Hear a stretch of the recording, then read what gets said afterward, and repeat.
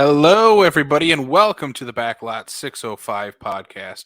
I am one of your hosts. I am Casey Kelderman. Joined with me, as always, are my co-hosts Brian Mensing and Sam Lenz. Hi. How's What it going, is Casey? up? This is number. It's going good, Sam. Why? Because it is number 175 of the Backlot 605 podcast. Damn. A So you're about nice, to call him Samwise. a nice number, Samwise. So Sam, you're back. You're back. I'm For back. a very important episode as we're talking Batman Forever, man. Yeah. It is great. Um, It's a good time to be talking about Batman Forever. Love the last episode. I love Batman 89. I was pleasantly surprised with the lack of Batman 66 slander. And you were spot on when you said that Batman Forever is a Sam Lenz type of movie. So, yeah, I'm ready to talk this movie. This wasn't the first time you were watching this movie, was it? Oh, hell no. Okay, just Oh checking. my God. This is maybe, out of all the 90s Batman movies, this might be the one that I've watched the most.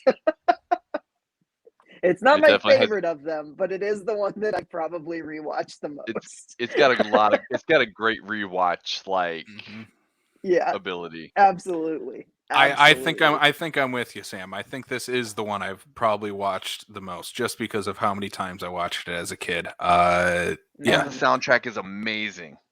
It is. That- It yes. is. We'll get into all this. I think there's a lot of good things about this, and people might be surprised how positive this episode's going to be. Sorry for the Schumacher haters. This is going to be a very positive episode.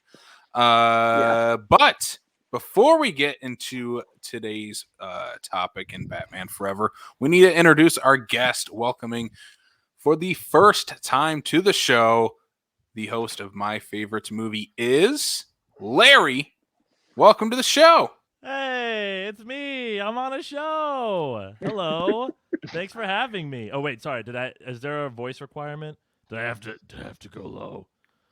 I don't know. I'm not sure of the rituals, the proper rituals. You need to give us your best Jim Carrey because we're talking about a Jim Carrey movie. Well, that's so different. I was like, yeah, are we going on Michael Keaton? Are we going Christian Bale?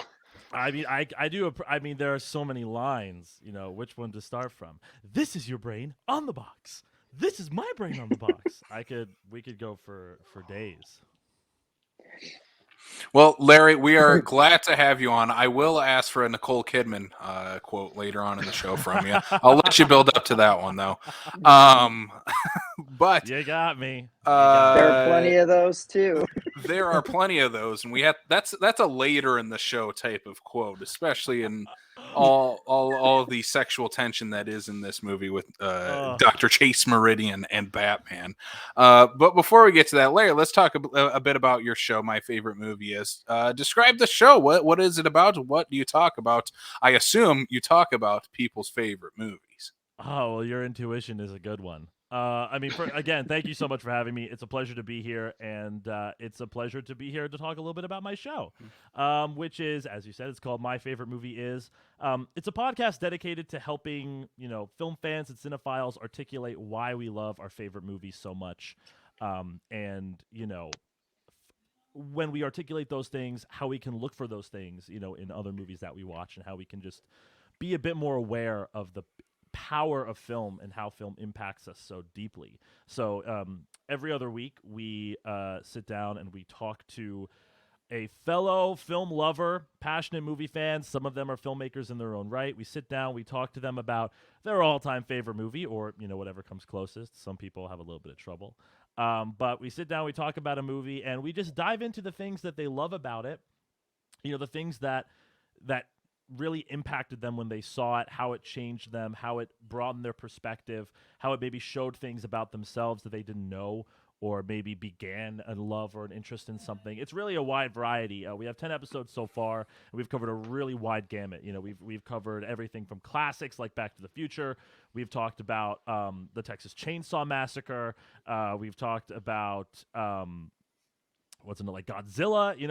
We have a really wide variety of movies, but at the end of the day, all of them are beloved by our guest, and each guest brings a really interesting perspective to the table that I think, even if you know the film backwards and forwards, I think you could still get a new perspective from the people that we bring onto the show. So we're currently on hiatus right now as we prep new episodes for the spring and summer. But we got 10 episodes wherever you get your podcast available right now. And again, we've covered a wide gamut. So most likely there's a film in there that you've seen that you can dig into.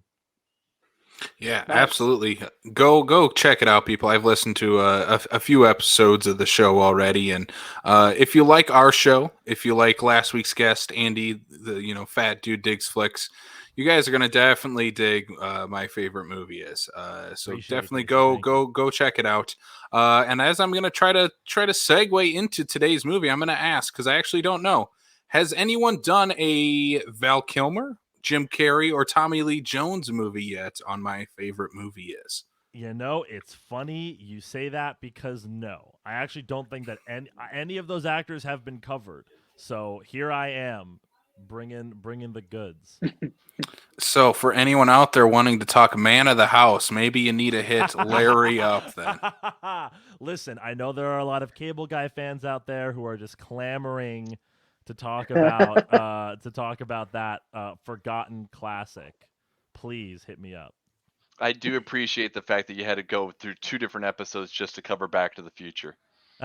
Yes, well, listen, Back to the Future is so nice. We said it thrice, so I have no issues covering Back to the Future. I could have made a Back to the Future podcast if I really wanted to, but You're my kind of guy.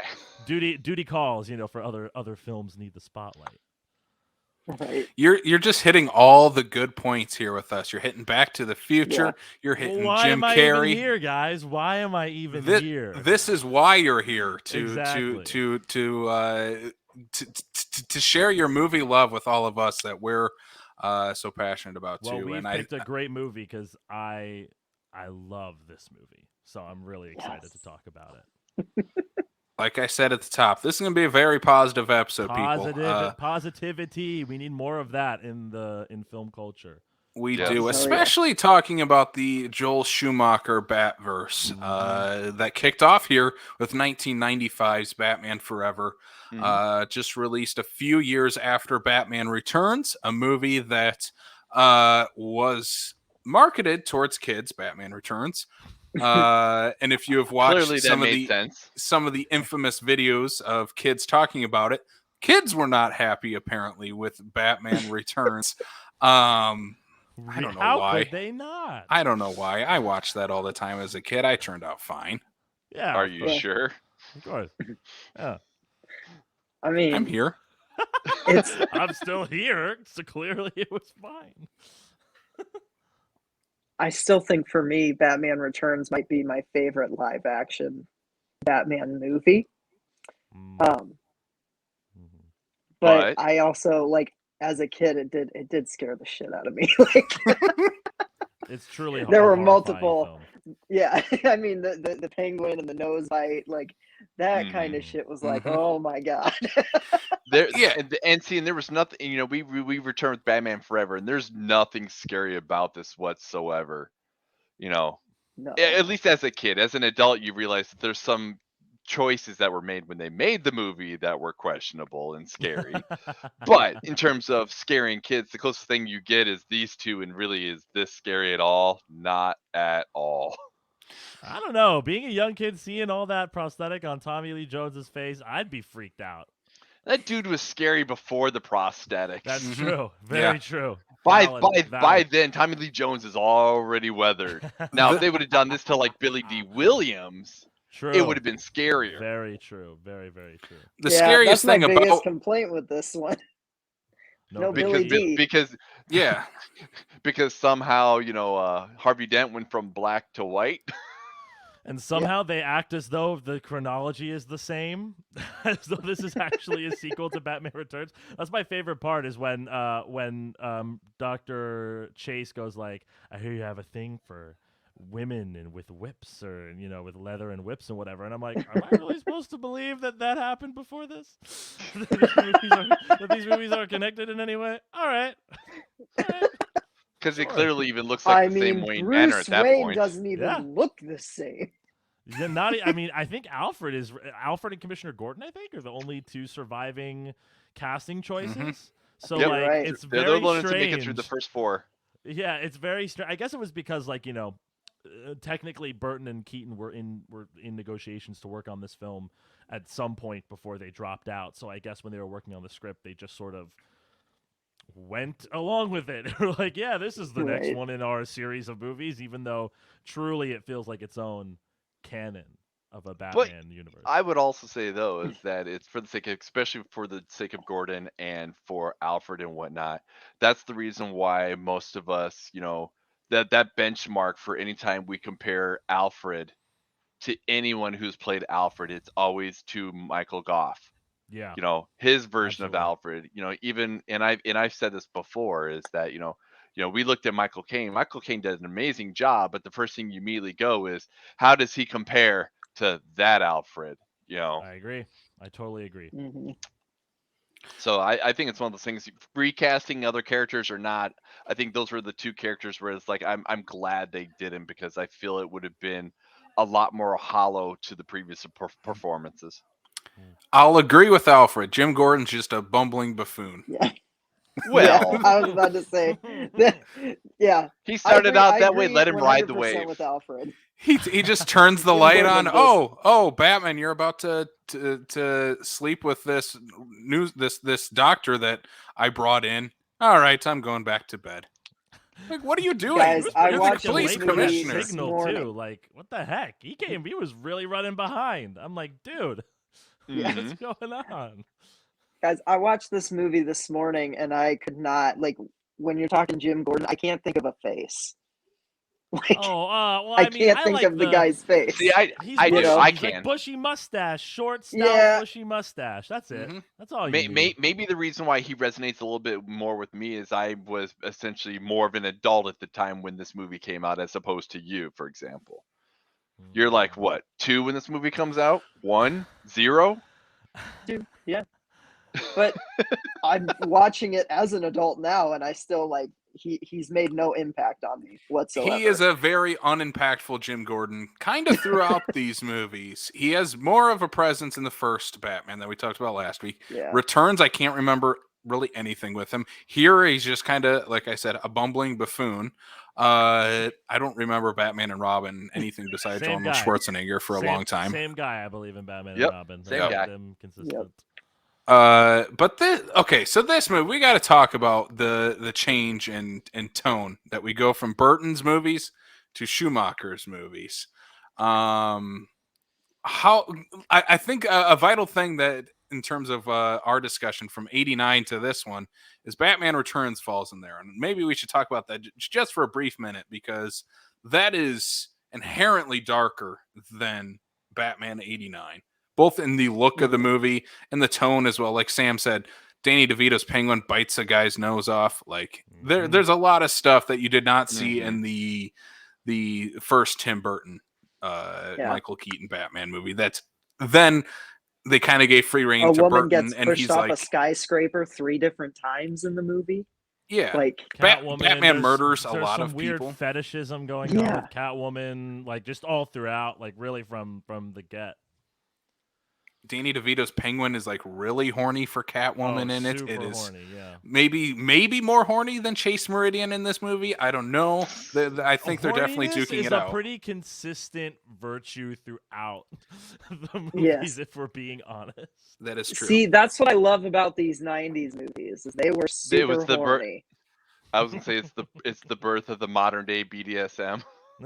And like no one in Nolan's movies had any sort of sexual charisma whatsoever. Sexless. Absolutely was- yeah. sexless. Like there was a sex scene in The Dark Knight Rises, and it's still the least sexy Batman movie there is. The fact that you brought Yeah, that up yeah. was like, I didn't remember that there was one. Didn't even remember that. Exactly. I Yeah, just knew not some at all. nerd on the internet was going to call me out if I didn't mention it. But Amazing. It's- I won't there's a lie. sex I don't scene, know it's what you're still- talking about. They made a whole like Dark comedy, Knight Rises. college humor video about That's it. right. Yeah. That's right. Okay, I Yeah. remember that now. But then, okay, so parents get pissed off at Batman Returns. Yeah. Why are they selling McDonald or giving out McDonald's toys for this movie? So right away, this movie starts off with a McDonald's joke for the movie, and I'll it's get pretty drive-thru. much right away that you understand the tone of this movie. Yeah. Definitely. I think what's really interesting about this movie, and something that people don't really talk about a lot, and why I think this movie fares better than Batman and Robin, which if we want to talk a little bit about that, we can too. But this movie, it is obviously very silly. It's very quippy. It's very colorful. But I don't think that people give it enough credit because it's not a complete departure.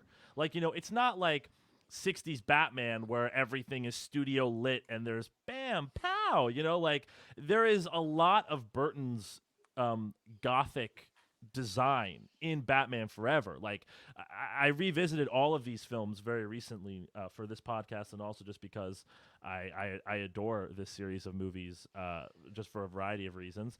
And I think what's interesting is that Batman '89 was sort of Burton putting his, toes in the water of like, let's do Batman. And then Batman Returns comes around.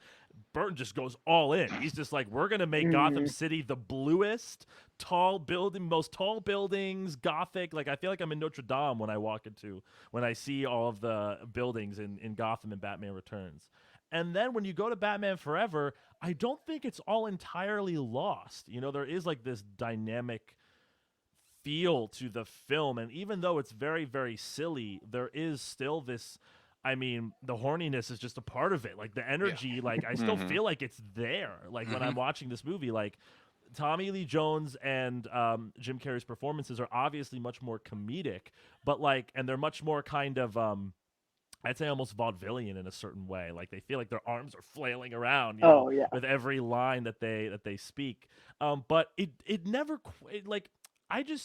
to me, it kind of feels like an extension. It feels like Schumacher saw what Burton was doing, and under Burton's watchful eye was creating his take on the same universe. And so that's why I feel, even though the movie is silly at times and has, is it the car? Chicks dig the car. Like fun quips like that. It still has this this deeply like stylistic take on the characters with how the way that they're lit, the incredibly bright and not bright, but like really like rich colors and everything that I think works really well when you just go to Batman Returns than Batman Forever. To me, it fits better than most people I think would give it credit for. I think people sort of pair Batman Forever and Batman and Robin together, and in my opinion, watching Batman Forever and Batman and Robin separately, they really do feel like two very different movies. It felt like Schumacher was doing what Burton did. It was like, let me just make my Batman. And it totally just, it crumbled a bit from underneath him. Yeah, I agree. And I'll even expand upon that in that I think Val Kilmer's Batman is the best that we get in these, original 4 movies here. I'm not saying Michael Keaton or I am saying he's much better than George Clooney. But even George Clooney would say that. Yeah, George Clooney, he's the worst Batman. Let's all just face it. He is the worst Batman. But Val Kilmer, at least he admits it. He admits it. He had nipples. That's okay. I like the nipples. We can't shame a man for having nipples, man. I guess not. Yeah, This one we only get bat butt, which is okay. But a gratuitous 3-second long lingering shot on bat butt. And Robin butt. Don't forget the Yep. Robin. Don't forget the There's Robin plenty butt. of leather butts to go around. It's a welcome choice in this movie. But in terms of the Batman character, I think it's the best that it is in this entire four movie series here. You actually get character depth to Bruce Wayne. Yes. You get inside of his mind in this movie, which is Tim Burton really did not care about Bruce Wayne at all, especially in Returns, where It's it all is about the villain. It's about Catwoman. It's about the Penguin. This movie, though, we get inside Batman's psyche, and especially at the end of him saying, to the Riddler of yeah, you're right. I was trying to be this idea of Bruce Wayne or this idea of Batman, but I can be both. And it's kind of this uplifting take on Batman that I can't think of another live action Batman where we get that, where he's like accepts that he can be both Bruce Wayne and Batman at the same time. Where you look at other movies, especially when you get into the Nolan ones, where it's like, yeah, I'm only Batman and we're only going to kind of focus on the darker side. This one's like, yeah, no, let's see if he can be Bruce Wayne and Batman and have both coexist. And that's why I think Two-Face is such a great character to have in this movie. I think he's the worst part of this movie, but in terms of what the movie's going for, I think it works. We love Harvey Two-Face. I do. His canonical name in the universe of the movie. Every time they refer to him, they say Harvey Two-Face. Like, oh, it's so bad. It's so bad. I will say that every time they did bring that up, I was like, did they not feel comfortable thinking that they could just get away with just saying Two-Face? Yeah, like, I know. He needs to have a full name, like Harvey Two-Face. As a kid who played with his Batman toys all the time while watching Batman Forever, I called my Two-Face Harvey Two-Face quite a bit. But I think the reason for that partially is that we did have Harvey Dent introduced. And even if you don't remember that he somehow changed races between 3 movies, that at least the character was introduced, we are automatically introduced to post whatever the hell happens to him. So they need to refer to him as Harvey Two-Face, so that way somebody can click and go, oh, okay, that was this guy over here, Otherwise, yeah, if he because would the have news flashback didn't help. but if they would have done that earlier on before they start calling him Harvey Two-Face, Harvey Dent, or at least seen in this video, who is white now, by the way. He was black before. He's white now. Harvey Dent. That is the least of my concerns during that news piece. My concern is, why is Batman fully dressed up in court? In court, dives in after the fact. Someone throws acid. Who let this guy bring acid into the courtroom? Dude, and why is Batman on the is Batman on the jury? Like, now, mind you, acid can get through the metal detector if it's in a glass jar. I blame Batman for everything that happened in there. He was obviously sitting in the courtroom that entire time, like a lazy ass, not patrolling the streets of Gotham, and let some other guy bring acid into the courtroom. I blame Batman. Do you notice, though, that pretty much every single villain of Batman's blames him for who they became? None of them ever admits to, like, this was my life choice. Like, the Riddler becomes the Riddler because Bruce Wayne basically said no to his technology, so I have to become the Riddler. Everybody's all like, Batman, you're the reason why I do stupid shit all day. It's especially contrived in this movie because Edward Nygma just, like, that's one of the things about the movie that I wish was a little bit stronger, was, like, that he has that moment with Bruce Wayne where he's like, it's like, just work with us, we could be partners. And he goes like, well, let me bring this to my assistant, Margaret. Or was like, oh, that's not going to be good enough for me. I'm like, bruh, take the opportunity over here. What are you doing to yourself, man? He's going to give you more funding. All he wants is more tests. I was like, you could, like, go to Margaret. You could be like, this is my great invention. You could have been like, you could have swaggered it all. And he's like, it is ultimately his arrogance and impatience that leads him to make that choice. But I do think maybe this was a budgetary thing, maybe this was a writing thing. I do think it was a little quick. I feel like we could have gotten another scene or something that kind of helped us to display that relationship. But I did want to comment on what Casey said before about Bruce Wayne, because I totally agree with what you're saying. And I think that I don't necessarily dislike what Burton did with Bruce Wayne, but it was very clear from '89 that Bruce Wayne is an ancillary character in the universe that is Gotham. Like, Burton is very interested in Gotham as a whole, like politically, like emotionally, in terms of like how people live there. Like, Bruce Wayne's not a character in Batman '89 until like 25 minutes in the movie, 30 minutes in, when they meet him. Just, they don't even say his name. Like, if someone's not even familiar with Batman, it's supposed to be this big reveal that this guy is Bruce Wayne, and they don't even explicitly say that Bruce Wayne is Batman until like an hour in. So like it's very uninterested in Bruce Wayne as a character, which I think functions better for that movie because Burton has a lot of other intent that he has for all of those for those two movies. But what I love and what you said about Bruce Wayne and Batman in this movie is that Schumacher and the writers of the film, that I don't remember their names, but they're great. They have a very keen understanding that Batman is not Batman without Bruce Wayne.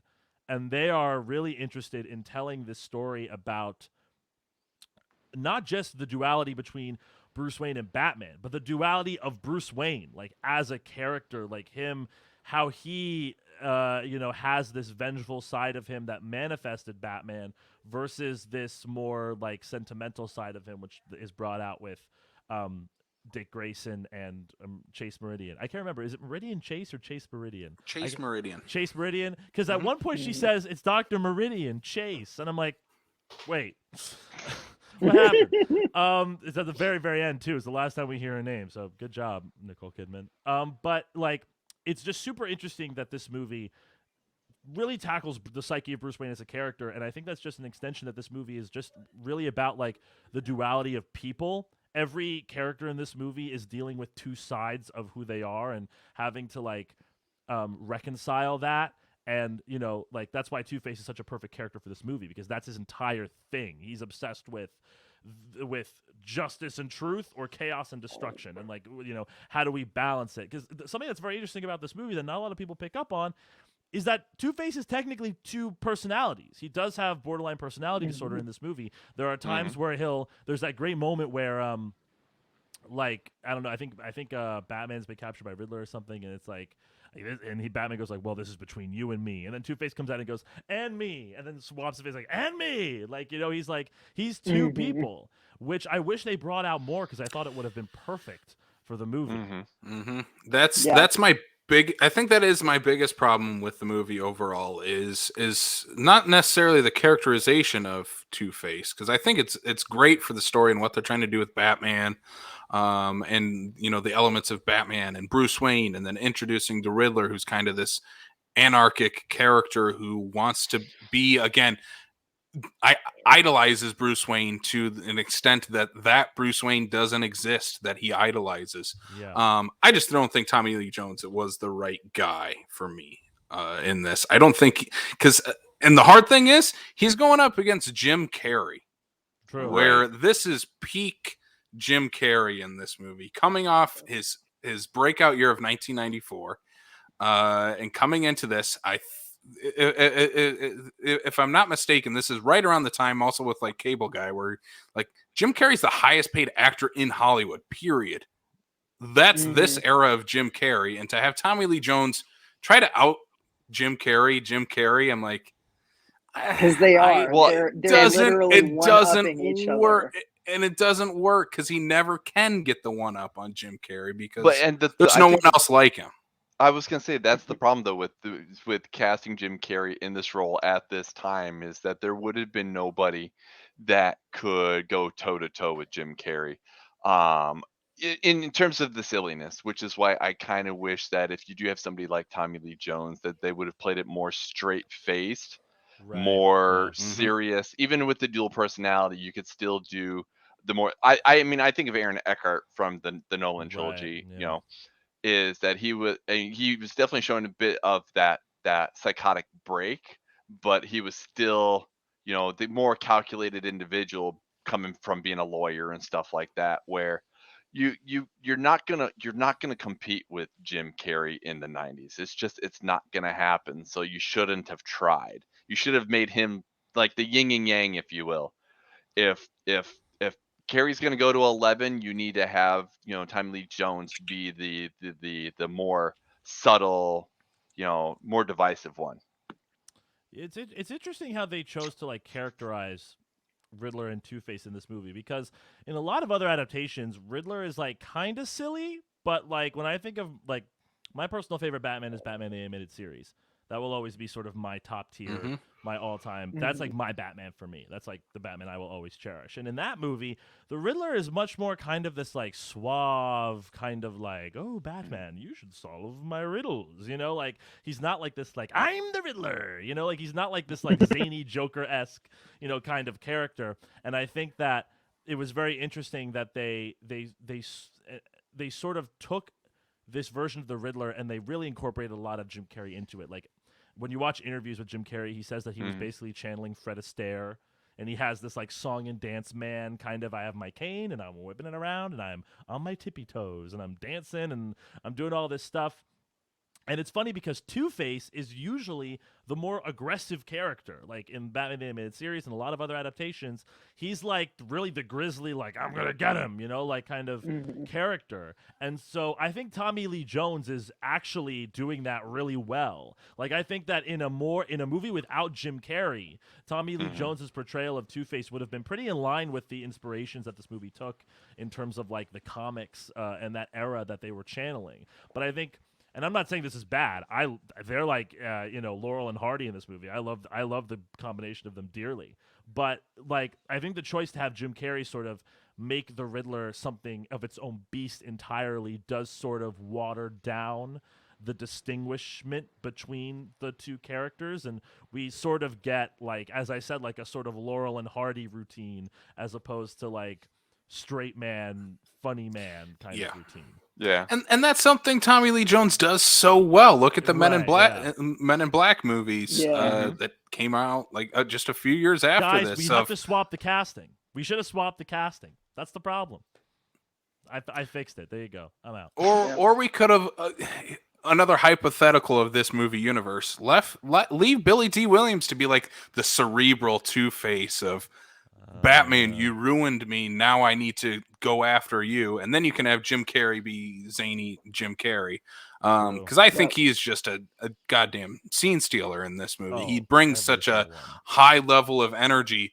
Which again, maybe it's just because of that is on set where Tommy Lee Jones is like, all right, this young buck is trying to bring this much life and energy. I need to try to match that.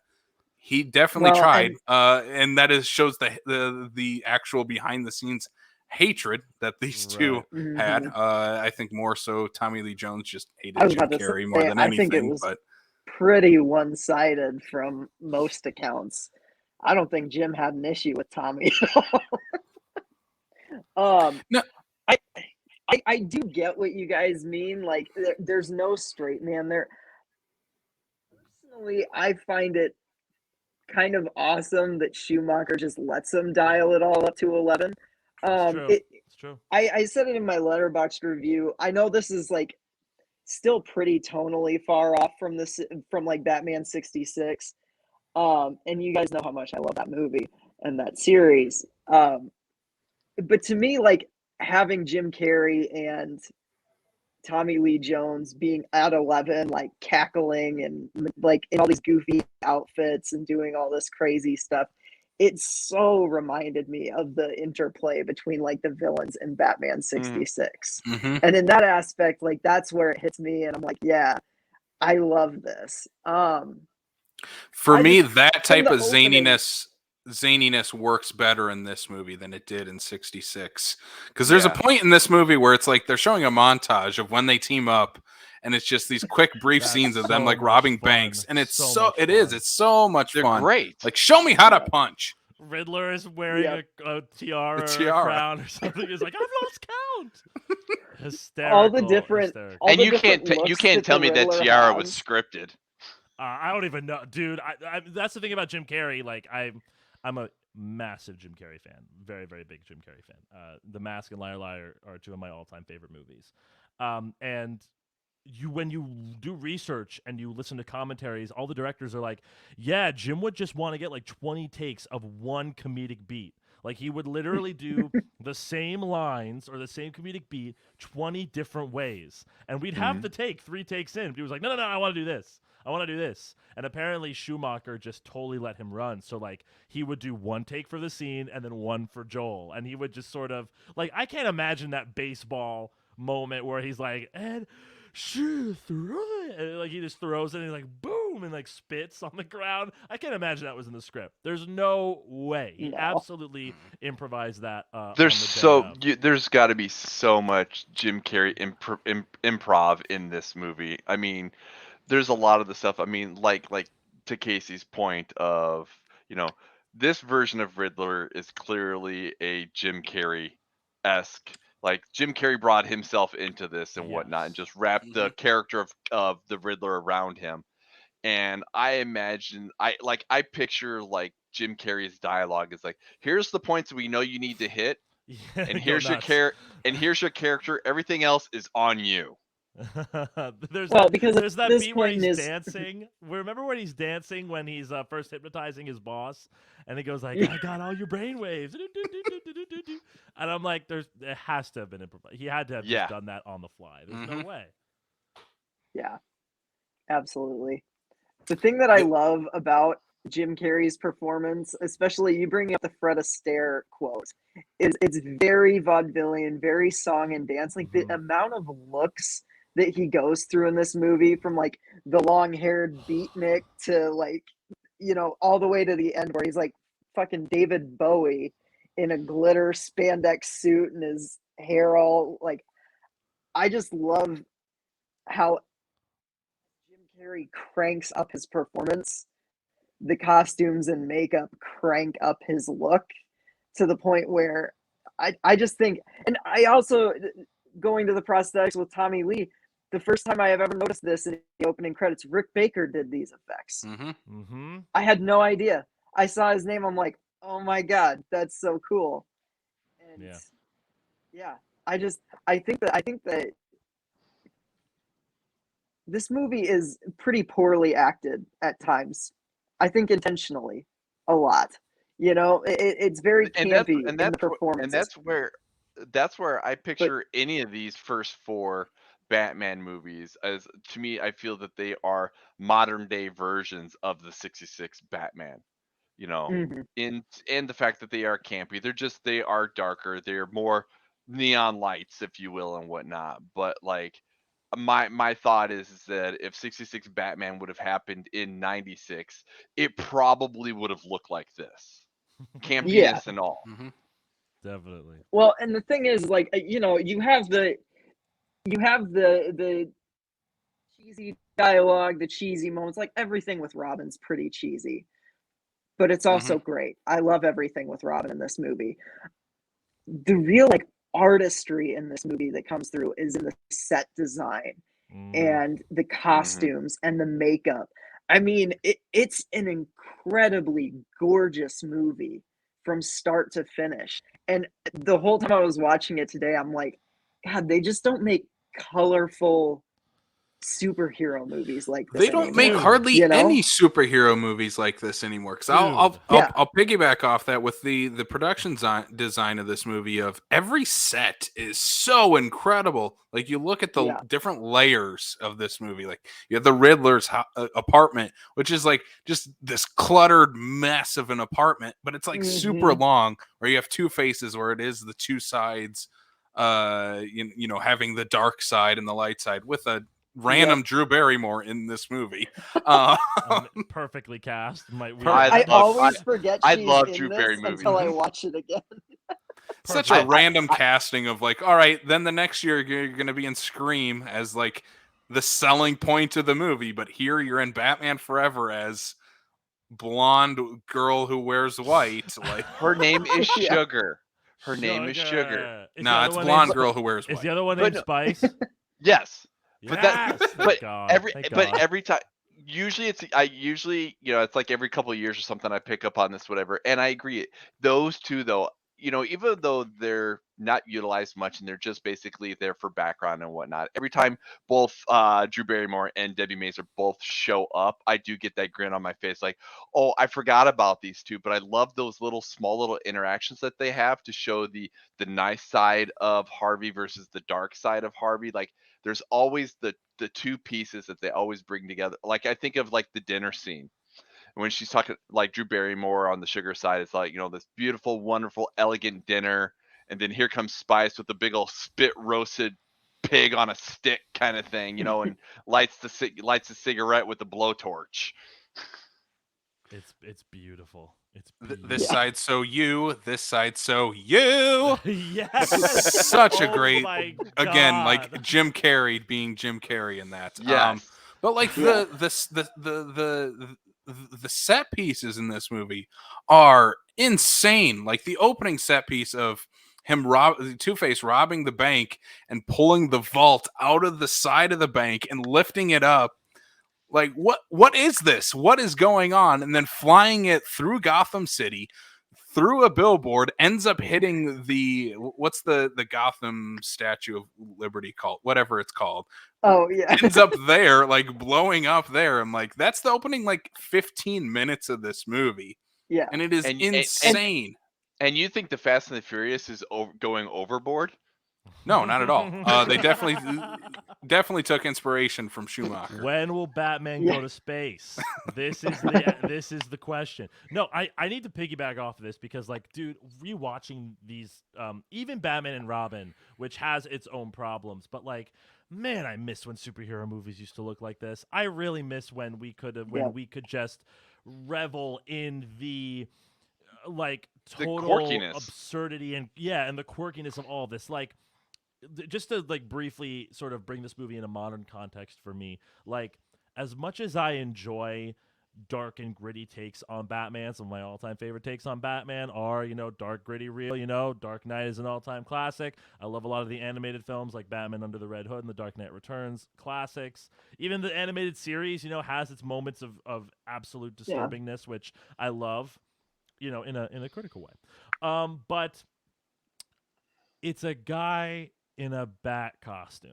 I think sometimes we forget that, like, it's not like with Superman where it's just a guy. So, like, if you put him in all black, maybe he's threatening. Like, as we can only push the character of Batman so far in one direction before we start to lose the immersion, in my opinion, of the character and the charm of the character. He's a guy in a bat suit. His villains are a woman in a cat suit, a guy who does death riddles, and a dude who shoots an ice beam and freezes people. Like, we're like, let's not try to overthink this. Like, I think something that Joel Schumacher was brilliant in, and this only comes in hindsight, unfortunately, because he's been shat on so deeply by every Batman fan, I feel like, to a certain degree, including myself.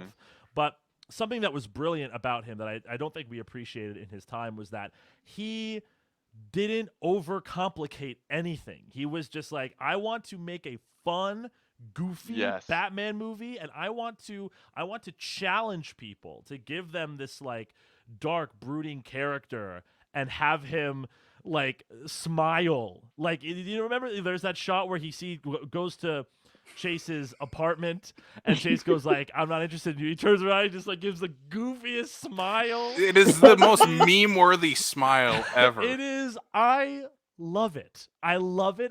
And I also think that it is not afraid to be sentimental and honest. And I think Dick Grayson is a critical character for this movie. It's probably one of my favorite parts of the movie. The scenes with the flying Graysons, the death of the flying Graysons in this movie, the effect it has on all the characters, his relationship with Dick Grayson. I love that scene where he's like, yeah, well, if they fixed up my motorcycles, might give you one as a fee. And Alfred's like, oh, well, I might as well give this food to the dogs then if no one will eat it. Like, it's like... It's such a good-looking burger. Yeah, like, I think sometimes Batman fans and just superhero fans in general forget that we're supposed to be having fun. Like, these movies are supposed to be, at the end of the day, they're supposed to be fun and enjoyable. And, like... sometimes you can and again, Batman the Animated Series, I keep bringing it up, but that is a show that it's so brilliant because it toes the line very brilliantly with like, there are some moments that are very funny. One of my all-time favorite Batman things ever is the Riddler episode where the Riddler is introduced in Batman the Animated Series, and he makes Batman go through this convoluted maze of traps and riddles and everything. And it's very silly, but you never lose sense of the darkness of Edward Nygma as a character. And like, there are ways you can toe the line between the darkness and the goofiness, but I just really appreciate that there's at least some Batman media out there that can have this reality, this emotional grip on everything, because that flashback scene with Bruce Wayne as a kid is really striking to me, with the journal, with his dad's journal. Mm-hmm. And there can be these themes and ideas that we can play with, the duality of people, how we let trauma define who we are, but no one will think about that because Jim Carrey's dancing around in a big green suit. But like, do we not want to think about the fact that Bruce Wayne and Dick Grayson are both orphans? Like, there are like ideas at the heart of this movie that are worth dissecting, and that's why I truly, besides for the fact that this movie was a childhood movie for me as well, I looking back on it, it really still holds up very, very well, because there are still so many details and story beats that you can look at while still being this fun, campy, and goofy, enjoyable movie. And I'm just sort of waiting for the overcorrection back to this. Like, after Matt Reeves' Batman, I feel like, I'm not going to spoil it, but like Batman inner monologuing over Nirvana is sort of, I feel like, the end of the spectrum in this direction. I'm like, okay, when is the over? Like, when do we get the overcorrection back to this? Well, I'm glad you brought the new Batman up, because the movie I kept thinking of while watching that movie is Batman Forever. In the end of the movie, and in multiple ways, the end of the movie, when all of a sudden Batman is kind of lit in blue, like Robert Pattinson's Batman is lit in blue. I'm like, God, you look like Val Kilmer. Like, you don't look like this dark, brooding Batman. You look like Val Kilmer, like going out there to punch two-faced goons. And then the end of the movie also has a very similar message in a way to this one, of that's a very uplifting ending to that Batman. It's kind of like, all right, I think we're heading in a new direction with that series after that. Where this movie kind of did the same, of we're going from this dark, brooding Batman in the Burton movies, where this Batman comments on that to Robin, of after Robin steals the Batmobile, of like, hey, I've been down this path. I know you better than you know yourself. I went down that path. I murdered people. I went for revenge, and that's all I had. I had nothing else.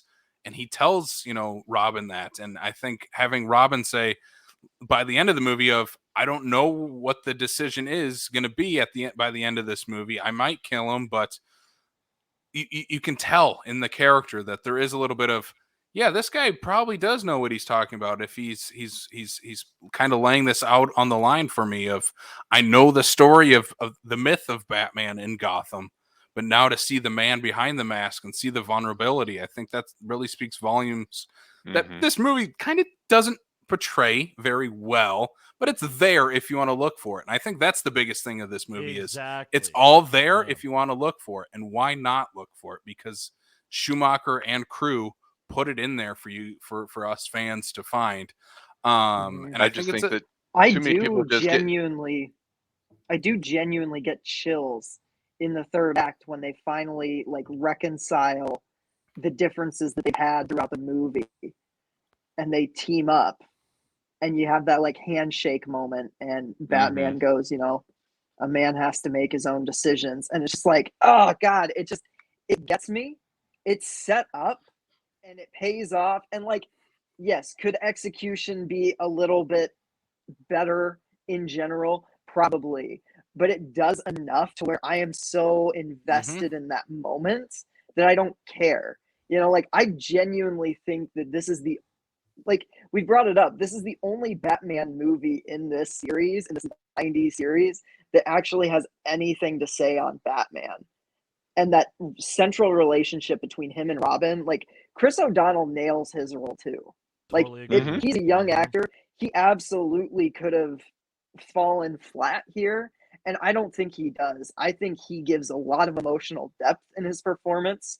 The entire circus sequence is heartbreaking and so intense, and everything, like the reaction that Chris O'Donnell has to seeing his family lying dead is just, it's one of the most heart-wrenching moments in any Batman movie. And but I love everything with Robin and Batman in this. I think the magic trick of this movie is combining that with the comedy, like intertwined throughout that entire scene of like, this is really goofy that he's overtaking a circus that Gotham's elite is at with this giant TNT filled bomb.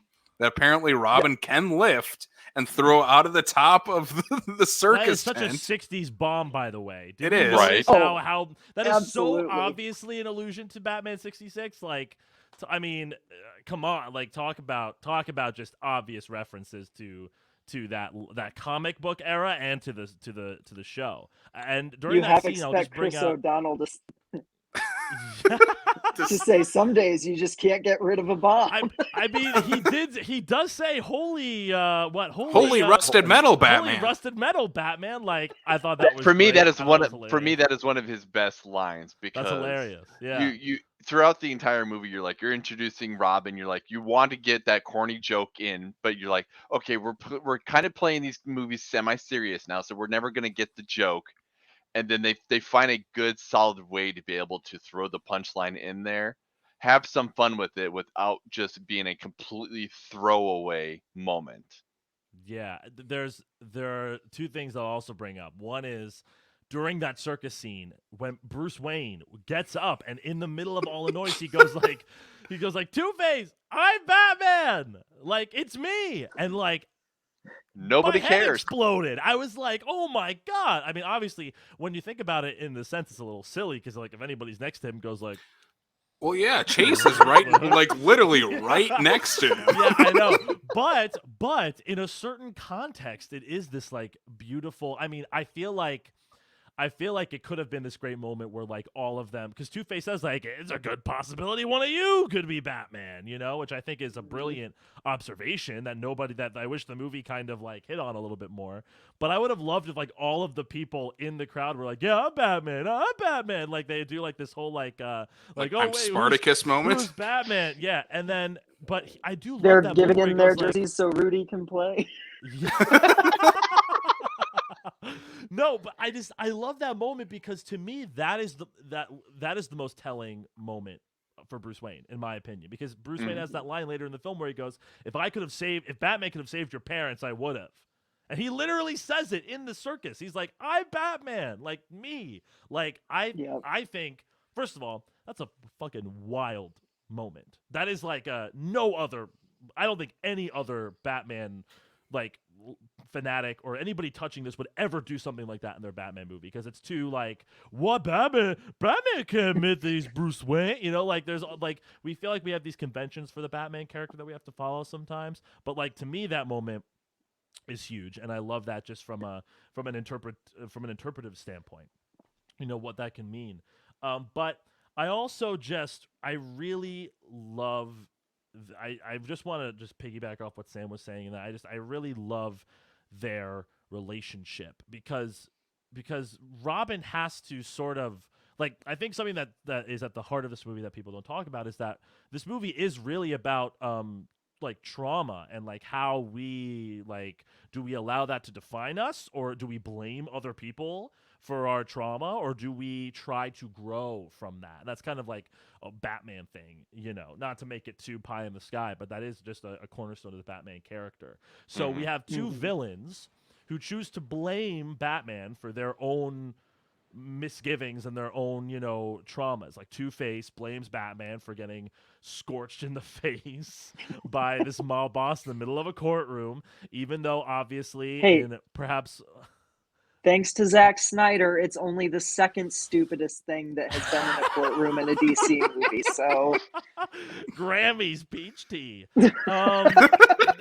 No, but like in other, I mean, look, Two-Face diehards will know that the nuances of that take are really good in the animated series and other interpretations of Two-Face. But like, you know, Two-Face was obviously, in other interpretations, Two-Face is dealing with the mob and stuff, and so he really creates his own, you know, ruin at the end of the day. I wish this movie kind of made that more apparent as well. But both Two-Face and Riddler are villains that choose to blame Batman for their traumas and thus try to hurt him, and they let who they are define. They are defined by that. I'm Two-Face now. I'm the Riddler now. I am literally naming myself after the things that are stemmed from my trauma. And so Batman has to, like, the thing about Robin is that he is literally going through that journey. He wants to kill Two-Face. So the entire movie he's like, I'm going to kill him. I'm gonna find him and I'm gonna kill him for like killing my family. And Batman has to realize it in himself and for Dick that like doing that is not going to save you. It's not going to make you a better person. And I love that Dick Grayson in that moment is like, I don't know. I can't promise I'm not gonna kill him, but I hear you. You know, like I understand like what you're talking about. And by the end of the movie, and he has that great moment where he goes like, I'd rather see you rot in a jail cell, you know, even though he ends up, you know, sticking a gun to his head afterwards, which, like, you know, that was pretty obvious. I feel like it was his first time out fighting crime in the suit. We gotta give him a chance. Give him a chance. No, it's just brilliant. I think the character dynamics that play throughout this movie, and that's why, in my opinion, it can't be paired with Batman and Robin, because Batman and Robin is so far less interested in any of that work. They have a couple of ideas at play, but like Batman Forever versus Batman and Robin is like a 5-layer cake next to like a cupcake in terms of like the character dynamic. Meanwhile, the Dark Knight is like a smorgasbord and a buffet, you know, like there's varying levels to it. But I just think we need to appreciate that, especially because Batman and Robin is more concerned with making every line a joke, every line a quirk, then this movie has a much better balance of all of these things. They have those moments where we see the characters for who they are, and I think nobody talks about that with Batman Forever, and it's a shame because it's there for you. It's right there.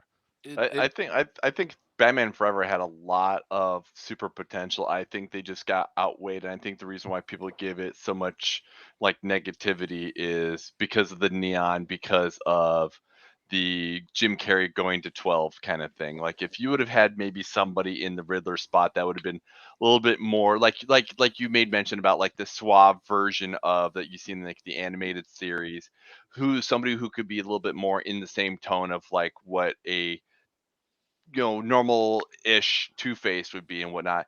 Bring in the neon. The neon's fine. I don't mind the neon. I like the neon, but maybe you don't necessarily need to have it so over the top that you literally have an entire scene where everybody's lit by black light.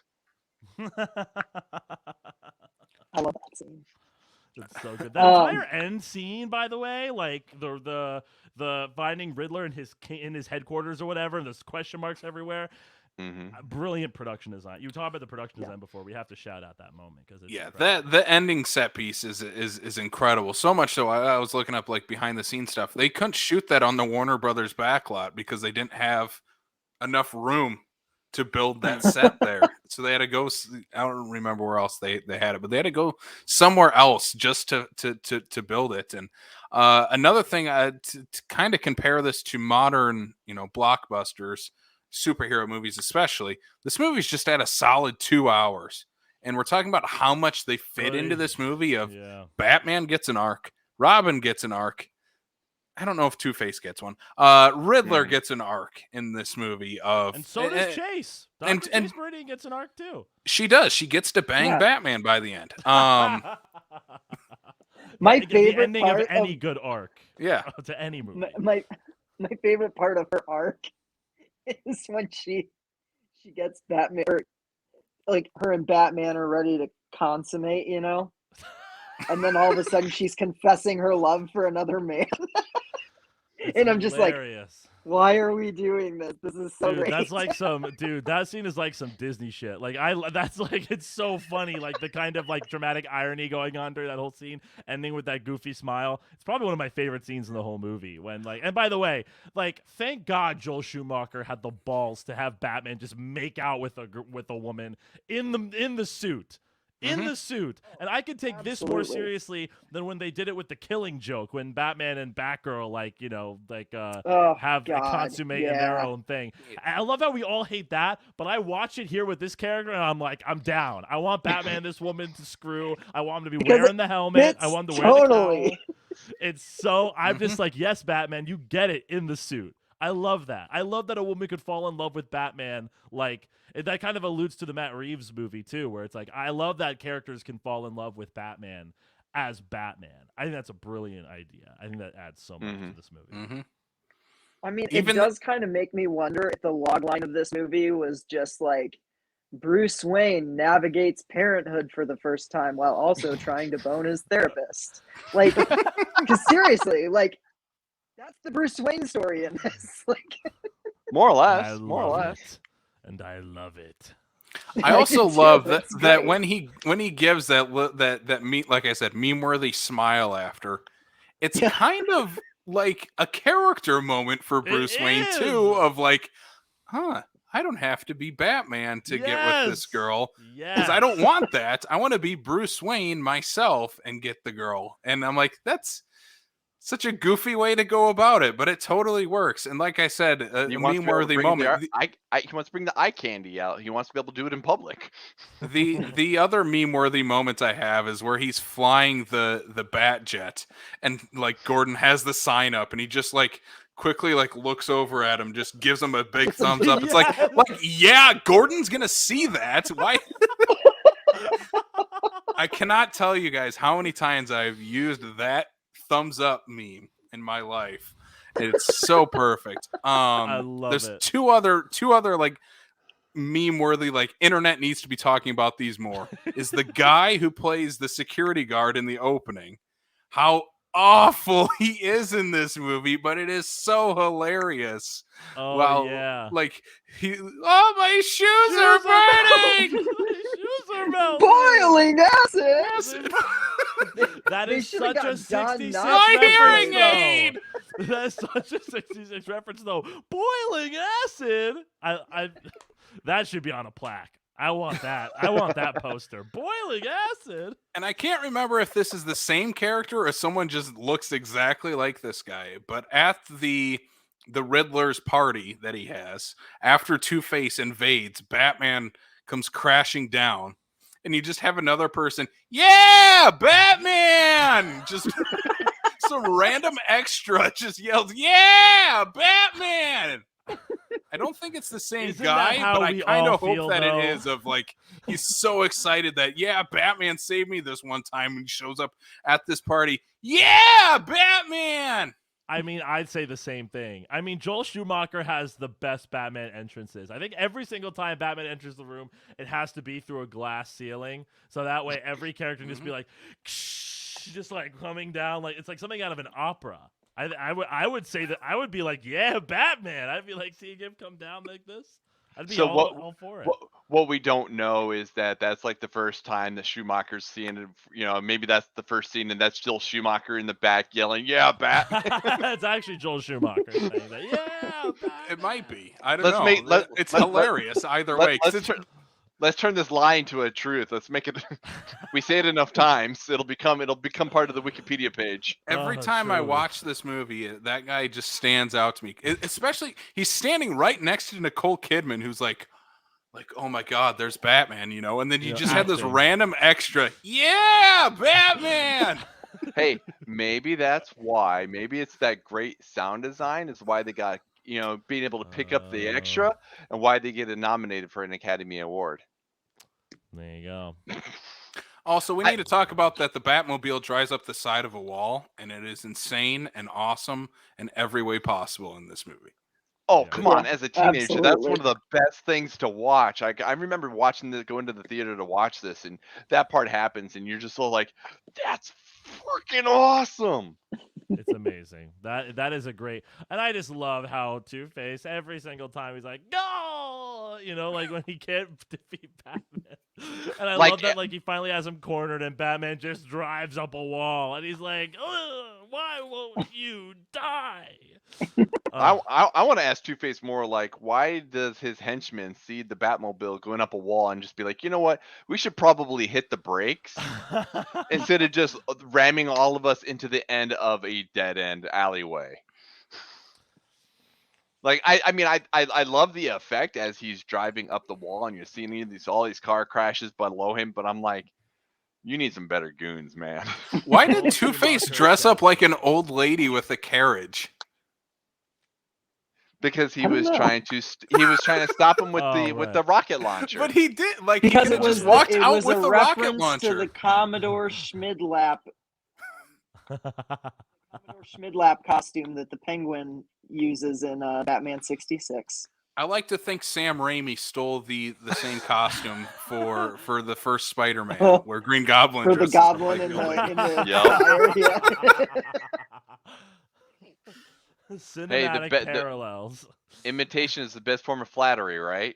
I mean, Sam Raimi was considered for this film. When they were looking for new directors, he was in the conversation, and I think he would have fit right in.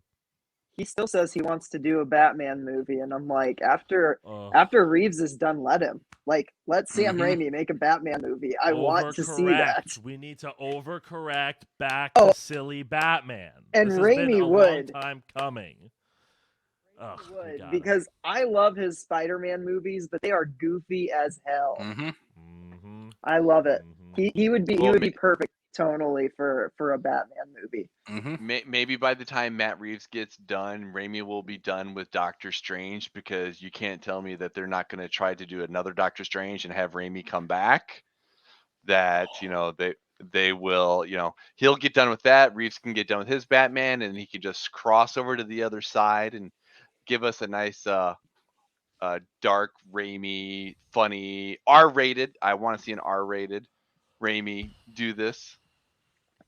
That's a big. I was gonna say, I'm good with PG-13 because it's gonna be just as weird as this shit that we get in Batman Forever. Oh yeah. Listen, let's just hope that Absolutely. Doctor Strange 2 finishes their reshoots at some point, so Sam Raimi can just go back to his life, at Guys, some point.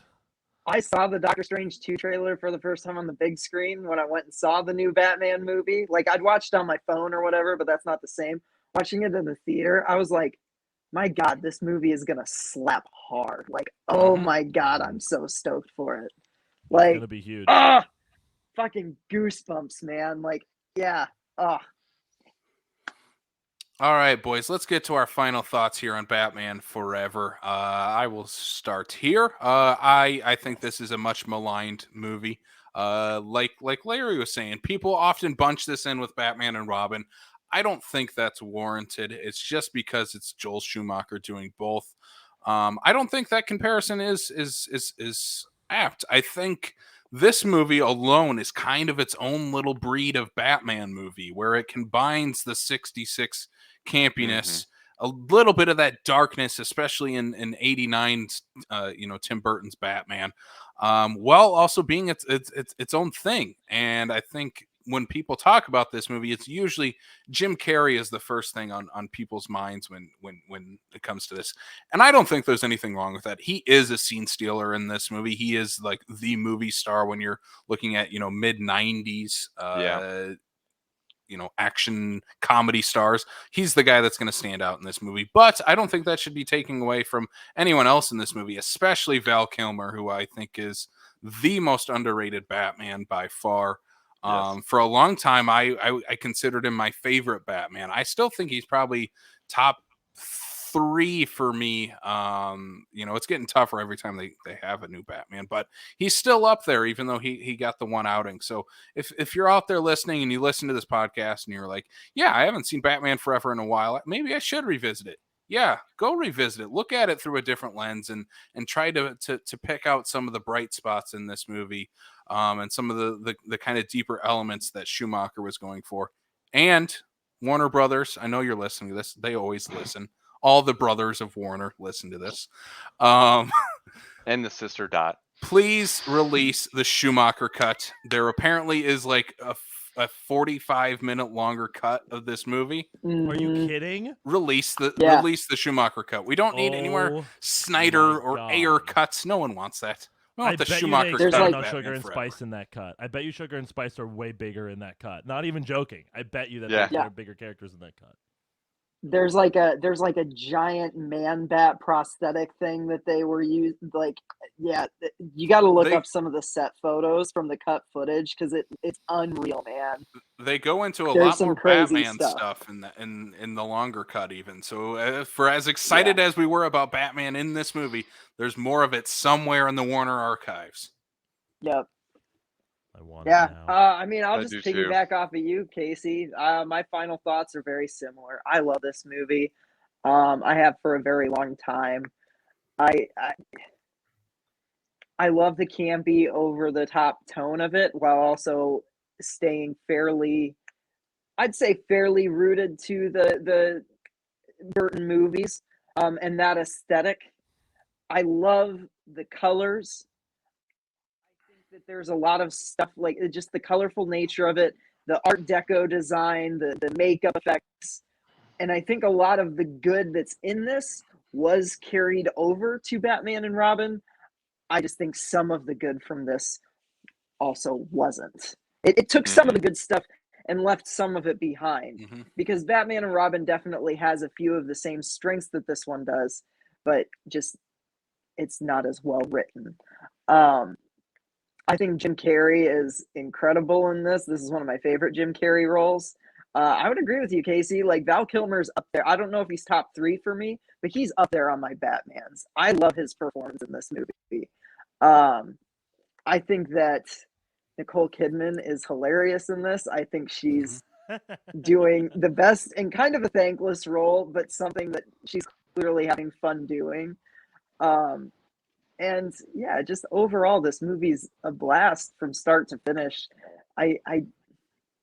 I don't know how you don't watch this movie and at least have some sort of fun with it. And I think a lot of its negative reception probably is increased tenfold just because it was followed up with Batman and Robin, which by most accounts is even more hated than this. And I just don't think it did this movie any favors. No. But yeah, Batman Forever is more than worth a rewatch if you haven't seen it in a while. I love this one. It's ask me on the right day, it actually might be my second favorite of these 90s ones. I really do love this one. So I will say that I do think that because of how people take Batman and Robin, they do automatically just lump the Schumacher movies together. And I agree. I do think that there are vast differences between the two. Because the only returning other than Gordon and Alfred is Chris O'Donnell as Robin, and that's basically it for returning people essentially.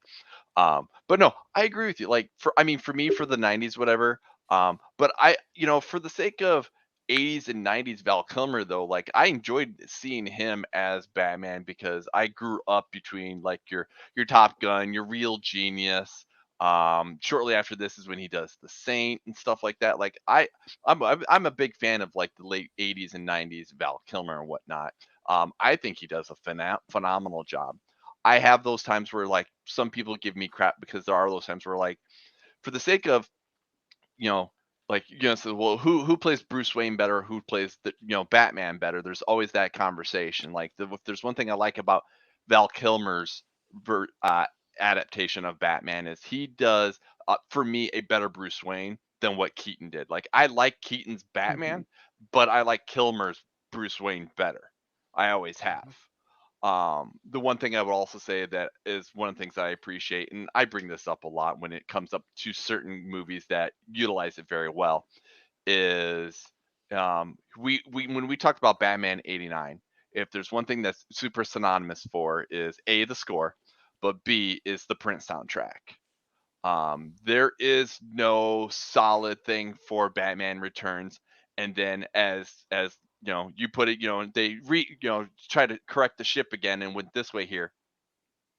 I went to Barnes and Noble one time looking for something specific, which I did not end up buying, but this was sitting on the shelf and it came home with me because I'm sitting here going, there's no reason why a special a vinyl edition of Batman and Robin is not going to come home with me because it is by far one of my favorite 90s soundtracks. I mean, come on, they're just pretty. I don't remember. I don't remember nice. if the other one is blue or not. Goodness. I want that right now. I want that vinyl so bad. Yeah, it's one of those things where I'm just like, it's just the other one's so Nice. it's the soundtrack to this movie, like every beat it shows up and whatnot, and there's just a great soundtrack to go along with it. Batman and Robin did it going forward. I think they've kind of Nolan went and got very serious or everything like that, so it hasn't happened since and whatnot, but like I miss days of like that when you have a good solid fun soundtrack to go with a good solid like you said, Casey, this movie is fun. Let's just go out, have some fun. You don't have to take everything seriously. Pick up the little things that they're laying the seeds for. But yeah, I've always loved this movie. Yeah, man. All of what y'all are saying and more. I mean, this is this movie holds a very special place in my heart. It was one of my first real introductions to Batman. It was one of my first real introductions to Batman as a character.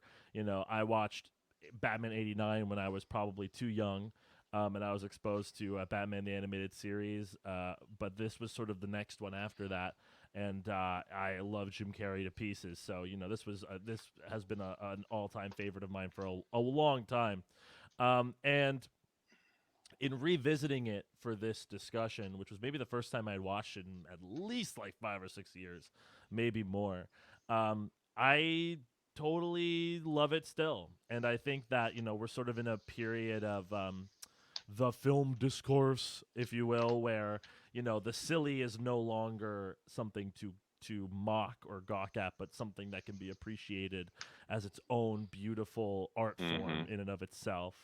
And, while I'm not going to sit here and call Batman and Robin a good movie, I will say that this pair of funny, campy Batman movies only get better with time, ironically, because I feel like, again, we have just gone so much in the other direction. And it's not just with Batman. It's really in the superhero genre currently as we know it. There seems to be this sort of this need for the grounded, real, sometimes dark and gritty versions of these characters that we all love. And I think there are other examples that can kind of be tied to Batman Forever. I remember when Thor Ragnarok came out, and that literally Ragnaroked everybody, in how colorful and funny and how it didn't feel the need to take itself as seriously as other movies did. And it was a total blast. The Guardians movies, similarly. So to me, I think all of those movies are sort of like the granddaughters of something like Batman Forever, which was like the first time since Batman '66 that somebody really was willing to have fun with the character, be goofy, go balls to the wall, laugh at itself, just, have a great time. And as much as Batman and Robin is too indulgent with it, I think Batman and Robin is very similar in that it knows it is so self-aware and really understands itself to such a degree. And, whether or not you think Batman Forever is a well-written movie or a well-acted movie or whatever, I think symbolically speaking, it just means so much to me because I think we deserve more Batman media sort of in this vein. And there's another interpretation of Batman that I love, Batman the Brave and the Bold, both the comics and the TV series, which sort of follow in this same vein as well, where we can have, big action sequences and feel like, characters are going to die and, have all these ups and downs, but still have a laugh and wink at each other. And this just reminds me of the Riddler line where he's wearing that light up jacket and he goes up to Chase Meridian and he goes like, I wear it to feel safe when I'm walking alone at night, like something like that. I really wish that, I hope that, as Batman Forever grows where people grow fonder of this movie with time, that we can get something like this that is live action. I love the Lego Batman movie, which is a bit more in line with this style, but I do hope that one day we can return to live action Batman where we can have fun and get all the bat butt and bat nipples we want at the end of the day. Yes. Batman Forever and cod forever. pieces, so many cod pieces. Yes, give me the. Could I give you a sandwich, sir? I'll just get drive-through. Give me all of those. Give me all of those. I love that line. I YouTube what was it, the Burger King commercial that they use that clip for all the time. It's one of my favorite TV spots ever. Just Batman going through the freaking fast food drive-through is like the best image, and I watch that ad like almost on a yearly basis. Usually around Batman the time that I rewatch this. Drive-through? Who says Batman shouldn't get drive-through? I get drive-through. I think Batman should get drive-through too. Yes. He works hard defending his city. He deserves some drive-through. He deserves a goddamn Whopper after a night of king ass and taking names, he deserves a goddamn Listen, Whopper. even That's Matt for Reeves' sure. Batman was not insusceptible to food tie-ins. I don't know if you guys heard about the pizza Batman Zoni or whatever it was. The Little Caesars Little calzone Caesars. thingy. I bought one and I had it. It did not look like it does in the commercials. By the time that guy is moving that pizza box around and throwing it around before it gets to your house, it looks like a dead bird on the sidewalk before it looks like a calzone. Someone also sent me these Batman wings. They're just black wings. They're literally they look burnt. They look like coal Ew. for your fireplace, but they're wings with this gooey orange sauce. I was like, what in... If Matt Reeves' Batman served me a dead bird in a pizza box, then I'll let Val Kilmer Batman go get a Whopper. Heck at the end of the day. All right, and That's that's all that we're on that's that. all we're asking for in the next Matt Reeves, the Batman. We want some Batman eating some fast food. That's all we're asking for. Just We're give it to we're a us. simple folk. That's Just all we give it want. to us, man. That's all we want. I I just mean, want. Battinson's wanna see- such I a just want- weirdo, it'll happen. I'm just waiting for Batman's gonna turn the corner. He's gonna spill pop out of his cup holder or something like that. Don't tell me I that can Robert see them Pattinson doesn't go doing to that with Taco Bell. Pattinson. Robert Pattinson Batman totally eats Taco Bell at like 1 a.m. when he's binging his tapes, from the day. He's While totally listening that to guy. Nirvana, that's all he does is listen to Nirvana and eat Taco Truly. Bell.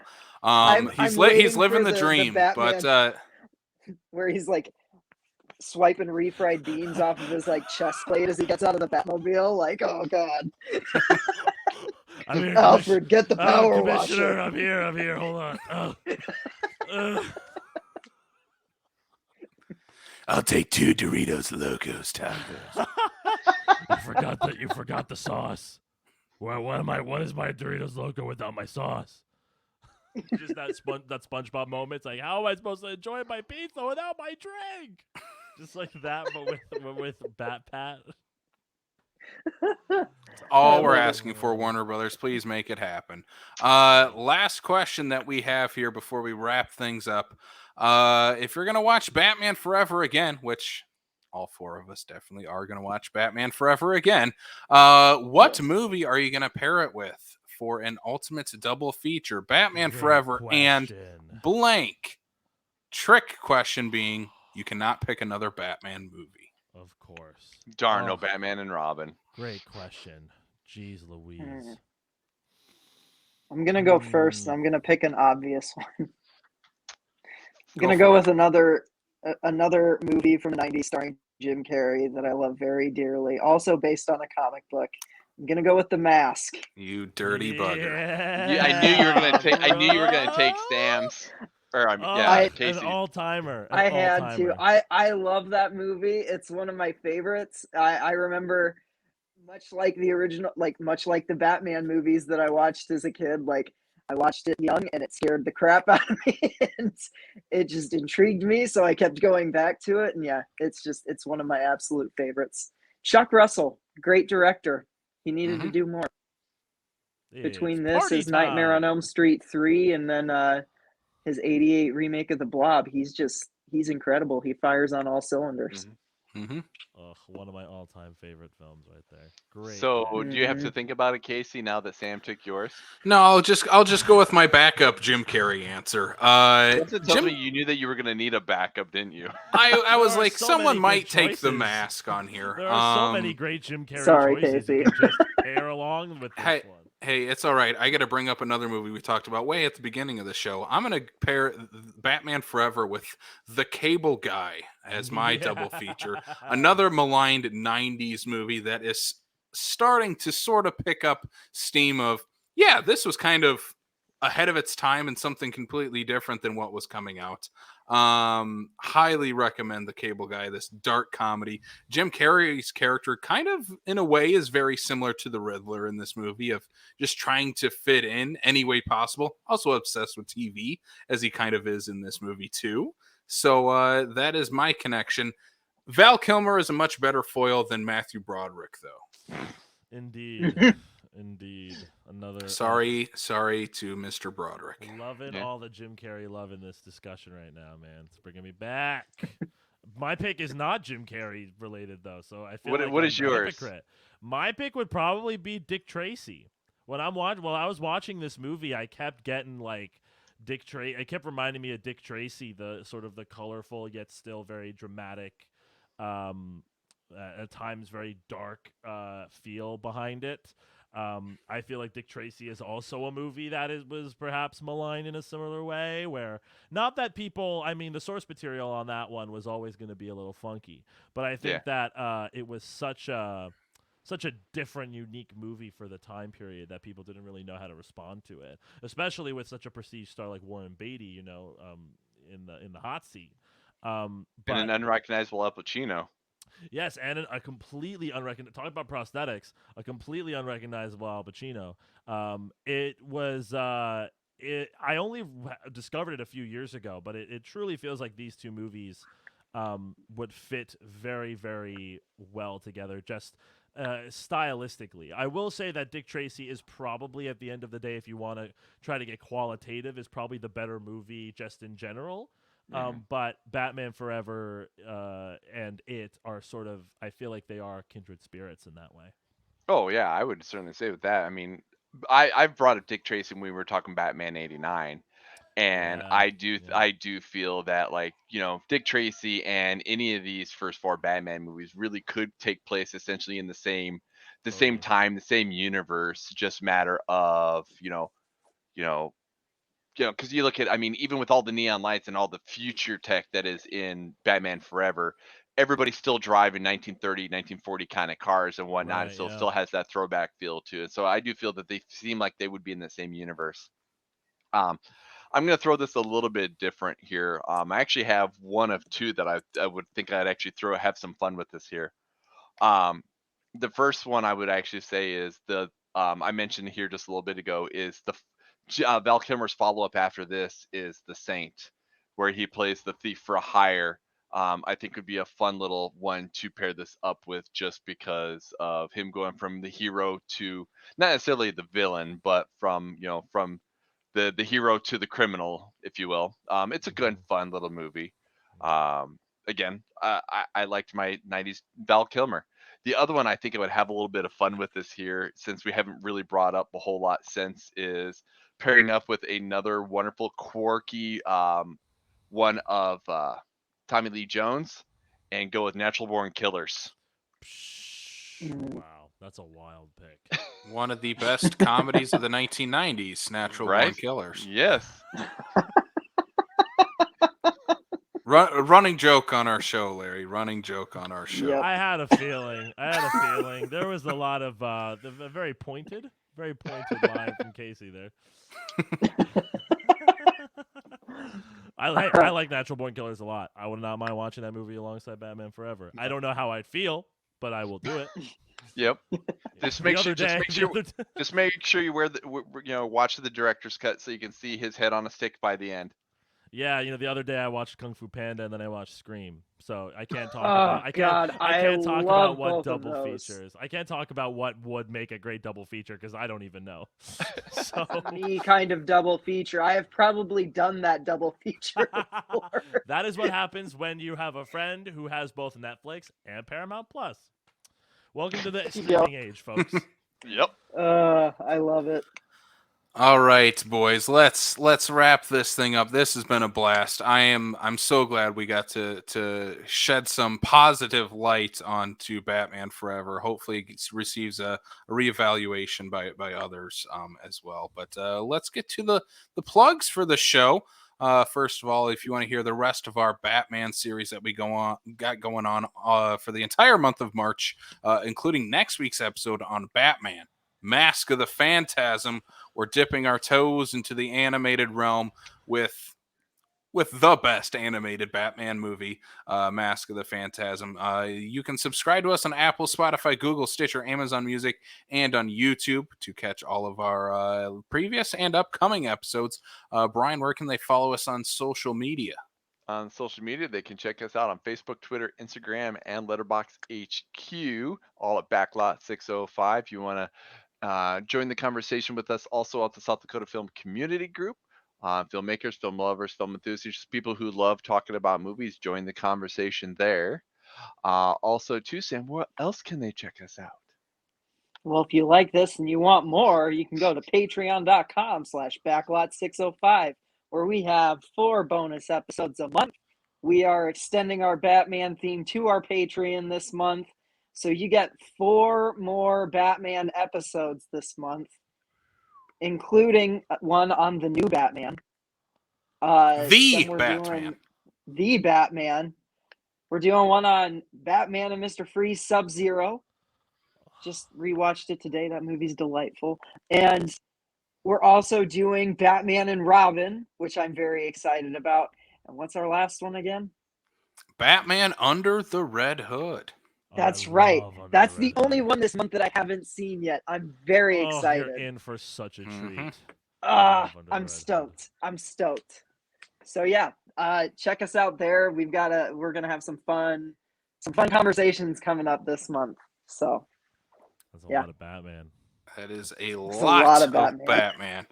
Larry, where can the people find My Favorite Movie Is once again?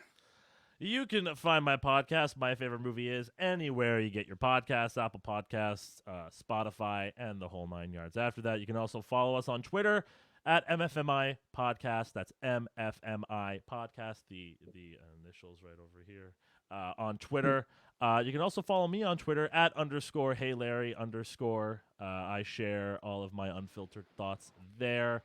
And we'd love to. And I should also mention that if you like the podcast or if you're looking to meet up with fellow filmmakers, we have a Discord community for our podcast as well, which you can access by going to our podcast feed. We have a little PSA about our Discord server. Come join us in there. We have daily prompts where we just share our love for all things movies. We've been talking a lot about Batman, of course, in the server in honor of the release. We've also been talking about the latest Pixar release, Turning Red, which we all have been really loving as well. So join us there, meet up with fellow film fans, and check us out wherever you get your podcasts. Go awesome. check them out, people. Woo! Definitely go check it out. 2 more things I just got to plug really quickly here. We're talking about A Creature of the Night all month here on Backlot. We should also plug that next month, April 9th, we're going to be doing a special 100th anniversary screening of Nosferatu at Average Joe's Gaming in T, South Dakota. So again, April 9th, Saturday event. Go check it out if you have not seen Nosferatu. If you've not seen it in a while, we're doing a 100th anniversary celebration of the horror classic Nosferatu. 100 years. Crazy that it is that old already. But yeah, definitely go check it out. And one more thing we got to plug is that we have this little competition, I will say, going on with Mr. Charlie Eccles, our guest next week. Good friend of the show, Charlie Eccles. I laid down a challenge to him, actually, that if he does not find a tag team partner for our upcoming Marvel Cinematic Universe Countdown podcast, that this will be his last time on the show next week. So how dare you? The You didn't gauntlet, consult with the rest of us. Stakes over here. the gauntlet has been laid down for Mr. Eccles to find a partner by this time next week.